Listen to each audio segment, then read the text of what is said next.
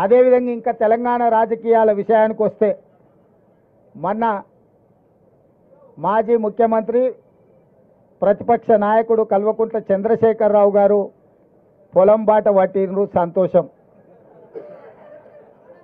10 సంవత్సరాల తర్వాతైనా తెలంగాణ ఉన్నది, తెలంగాణలో రైతులు ఉన్నారు అని వారికి గుర్తొచ్చినందుకు, గుర్తు చేసినందుకు కాంగ్రెస్ పార్టీ కార్యకర్తలను ప్రత్యేకంగా అభినందిస్తున్నా.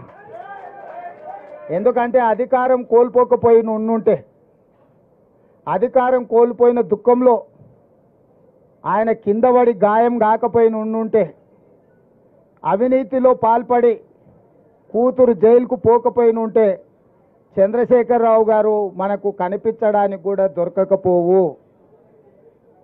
తుపాకీ గుండుకు అందకపోవు, దొంగకు దొరకకపోవు. వారు అధికారం కోల్పోయినందుకు, కిందపడి గాయమైనందుకు, కూతురు జైలుకు పోయినందుకు మాకు కొంత సానుభూతి ఉంది సాటి మానవుడిగా. కానీ ఆయన వ్యవహరించిన తీరు మాత్రం ఆక్షేపణీయము. కాంగ్రెస్ వచ్చింది, కరువు వచ్చింది అంటున్నాడు. 80,000 పుస్తకాలు చదివిన చంద్రశేఖరరావు వానాకాలం ఎప్పుడు వస్తుంది, చలికాలం ఎప్పుడు వస్తుందో నీకు తెలియకుండా పోయిందా? జూలై, ఆగస్టు, సెప్టెంబర్, అక్టోబర్ వానాకాలం, నవంబరు, డిసెంబరు, జనవరి, ఫిబ్రవరి చలికాలం. కాంగ్రెస్ ఎప్పుడు అధికారంలోకి వచ్చింది? డిసెంబర్ 7 తారీఖు నాడు వచ్చింది. చలికాలంలో వానలు పడతాయా? సార్ ఒకవేళ వేసుకున్నప్పుడు వాన పడ్డట్టు అనిపిస్తే నాకు తెలియదు. మరి July, August, September, October, November, December 7 తారీఖు మేము ప్రమాణ స్వీకారం చేసే వరకు తమరే ముఖ్యమంత్రిగా ఉంటుంది, తమరి ప్రభుత్వమే అధికారంలో ఉండే. మరి తమరి పాపాలకే కదా వరుణదేవుడు భయపడిపోయి వానలు గురవక కరువు వచ్చింది.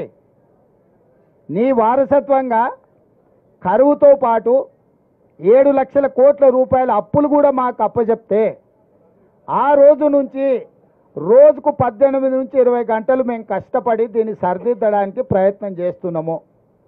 నువ్వు చేసిన పాపాలను మా ఖాతాలో రాయాలని మీరు ప్రయత్నించడం ఏమన్నా మర్యాదగా ఉన్నదా చంద్రశేఖరరావు గారు? నేను ఒక్కటే అడగదలుచుకున్నా, ఏరా రాము వానకాలం అంటే నీకు తెలియదా అంటే, అదెందుకు తెలియదు సార్ చలికాలంలో వస్తుందని వెనకటికి కూడా భలే చెప్పిండంట. చంద్రశేఖరరావు గారు కూడా గట్లే చలికాలంలో వచ్చి ఇప్పుడు ఎండాకాలంలోకి అడుగు పెడుతున్నాం. మేము వచ్చింది ఎప్పుడు, వానలు రాకపోయేప్పుడు, కరువు మేమెప్పుడు తెస్తుమే? నీవు చేసిన కర్మ మాకు తగులుకున్నది. నువ్వు చేసిన పాపాలు ఎట్లా నీ పిల్లలకు తగులుకొని జైలు కోతురో, ముఖ్యమంత్రిగా ఈ రాష్ట్రానికి చేసిన నువ్వు అన్యాయము, ఆ వానకాలంలో వానలు పడకపోవడం వల్ల 23లో వానలు పడకపోవడం వల్ల 24లో కరువు వచ్చింది. మేము వచ్చింది చలికాలంలో, చలికాలం నుంచి ఎండాకాలం పోతున్నాం. నిజంగానే కాంగ్రెస్ వచ్చినాక కరువు వచ్చిందా లేదా అనేది రేపు వచ్చే జూలై నుంచి సెప్టెంబర్ వరకు వానలు పడుతూనే